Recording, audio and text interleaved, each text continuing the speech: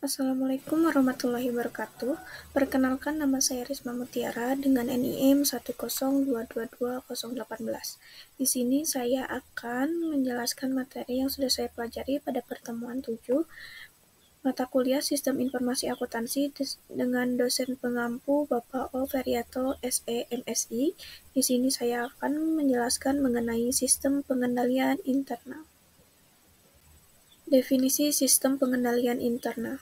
Sistem pengendalian intern meliputi struktur organisasi, metode dan ukuran-ukuran yang dikoordinasikan untuk menjaga kekayaan organisasi, mengecek ketelitian dan keandalan data akuntansi, mendorong efisiensi dan mendorong dipenuhinya kebijakan manajemen. Menurut tujuannya, sistem pengendalian intern dibagi menjadi dua, yaitu yang pertama sistem pengendalian intern akuntansi atau internal accounting control, dan yang kedua pengendalian intern administrasi atau internal administrative control. Pengendalian intern akuntansi merupakan bagian dari sistem pengendalian intern, meliputi struktur organisasi, metode dan ukuran-ukuran yang dikoordinasikan terutama untuk menjaga kekayaan organisasi dan mengecek ketelitian dan keandalan data akuntansi.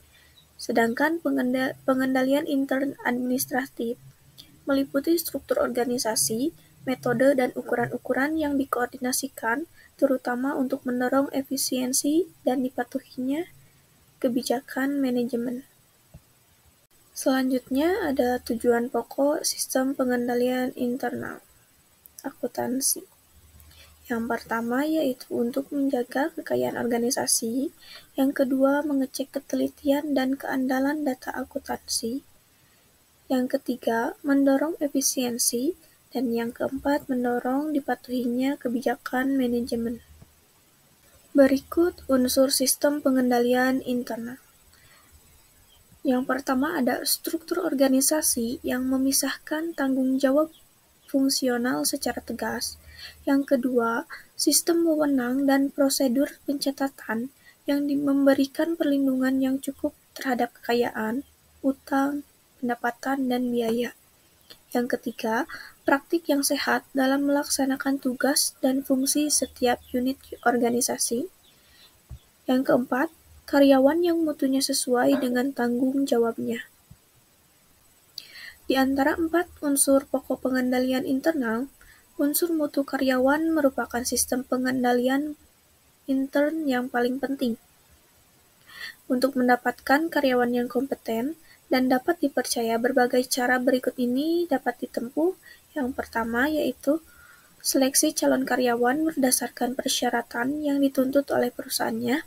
Cara yang kedua yaitu pengembangan pendidikan karyawan selama menjadi karyawan perusahaan sesuai dengan tuntutan perkembangan pekerjaan.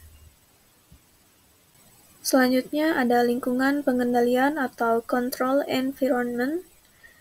Lingkungan pengendalian memiliki 4 unsur. Yang pertama ada unsur filosofi dan gaya operasi. Yang kedua, unsur berfungsinya Dewan Komisaris dan Komite Pemeriksaan. Yang ketiga, metode pengendalian manajemen. Yang keempat, kesadaran pengendalian. Berikut pendekatan untuk merancang pengendalian intern akuntansi. Secara garis besar, pendekatan untuk merancang pengendalian intern akuntansi adalah bertitik tolak dari tujuan sistem, menjaga kekayaan perusahaan, dan mengecek ketelitian dan keandalan informasi akuntansi. Rincian tujuan pengendalian intern akuntansi adalah sebagai berikut. Yang pertama, menjaga kekayaan perusahaan. Yang kedua, mengecek ketelitian dan keandalan data akuntansi. Yang ketiga, pelaksanaan transaksi melalui sistem otorisasi yang telah ditetapkan. Yang keempat, pencatatan transaksi yang terjadi dalam catatan akuntansi. Di sini kalian bisa lihat ada gambar unsur sistem pengendalian intern dalam lingkungan pengolahan data. Seperti ini contoh gambarnya. Pengendalian intern akuntansi dibagi menjadi 4. Yang pertama ada pengendalian umum atau general control. Yang kedua, pengendalian terhadap sistem dan program. Yang ketiga, pengendalian terhadap fasilitas pengolahan data. Yang keempat, pengendalian aplikasi atau application control. Sedangkan pengendalian aplikasi dibagi lagi menjadi dua. Yang pertama ada pengendalian preventif dan yang kedua pengendalian